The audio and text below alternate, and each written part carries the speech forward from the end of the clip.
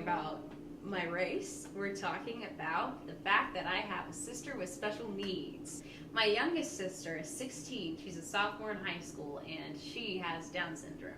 When my mom was pregnant with my sister, her doctor said, oh, we need to do some more tests. She went and did one of the exams, and the doctor said, oh, we are 90-ish% that your baby does not have Down syndrome. She has the baby, and they tell her, oh, she does have Down syndrome. Uproar from all my mom's doctors because they're all mad at the lady that did the screening. We think that she just either didn't do the test correctly or didn't read the screening correctly. Something just was missing.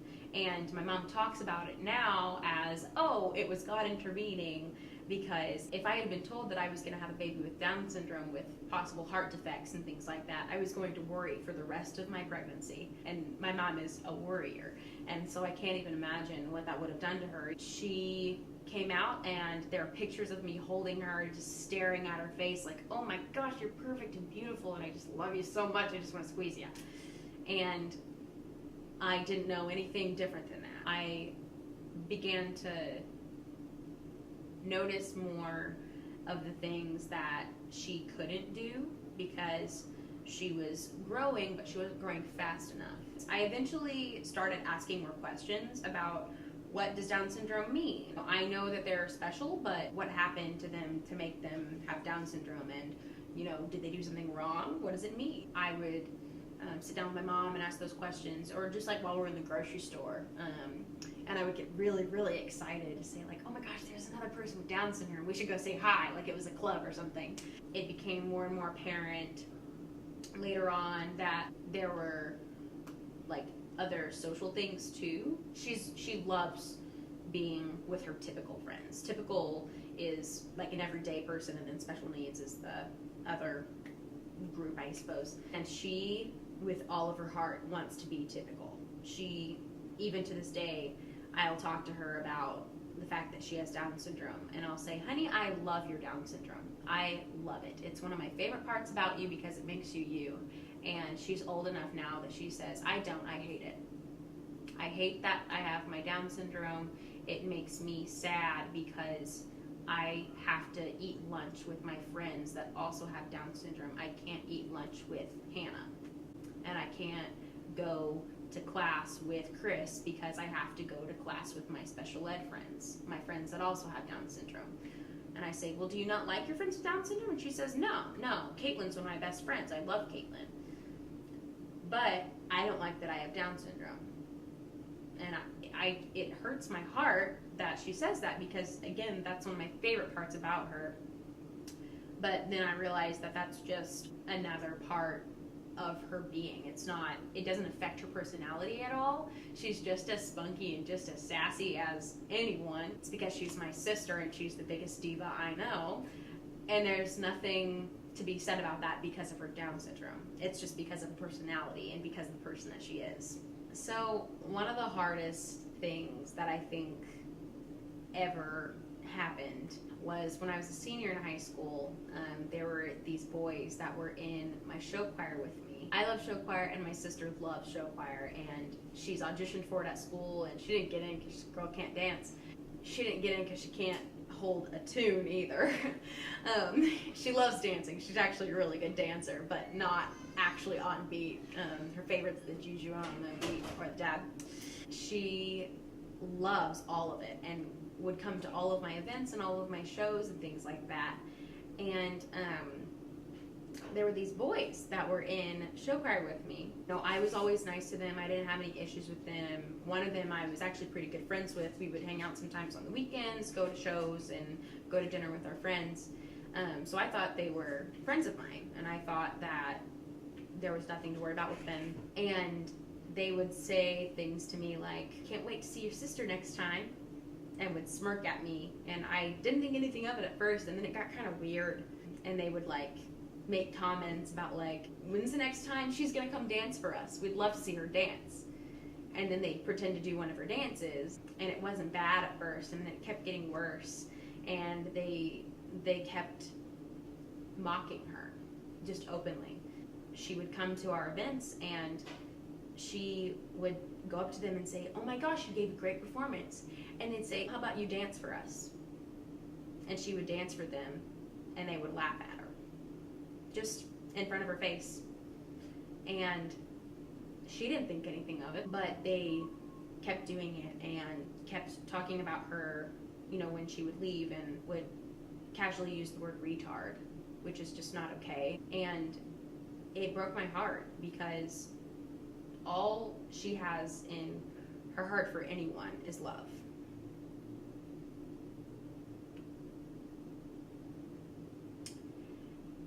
And to see someone manipulate that and take that for granted is ridiculous. She not only has never done anything to them, but has never done anything to anyone, ever.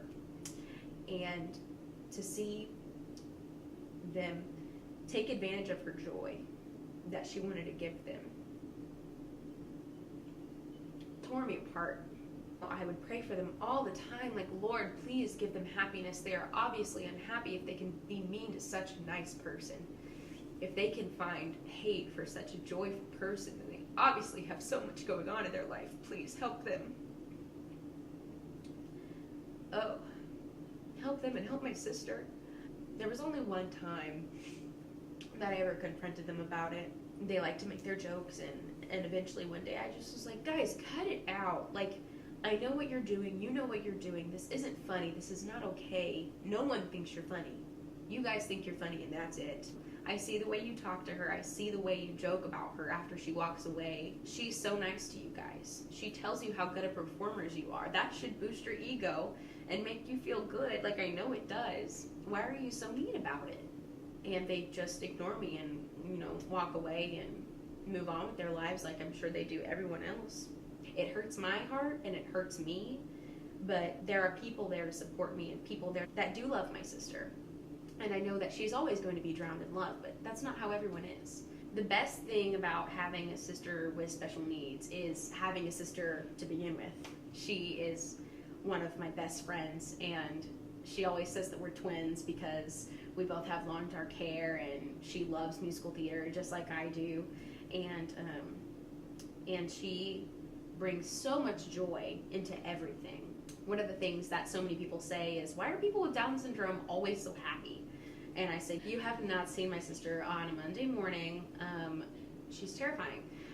She did an interview a couple months ago. I mean, love her to death. She's one of the most narcissistic people I know. They said, what's important to you? And she goes, I am important to myself. Like, who says that? So she's obviously got her own flaws. When people tell me I have a special sister, I say, you're absolutely right. You are absolutely right. My sister is incredible. She's an incredible woman. She loves everyone she meets.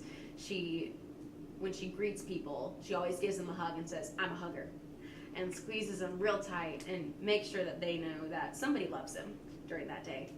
And she's an incredible friend. She comes up to me all the time. This weekend I'm going to my friend's football game because he's playing in this position and remembers his number and all this other stuff.